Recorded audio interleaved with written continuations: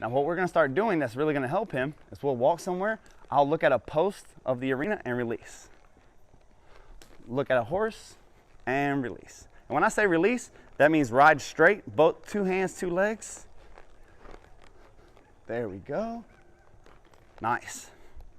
So the only thing that's happening here whenever I'm changing directions, I'm riding straight to a horse, I look at the gate, open up my right leg, and he's getting there.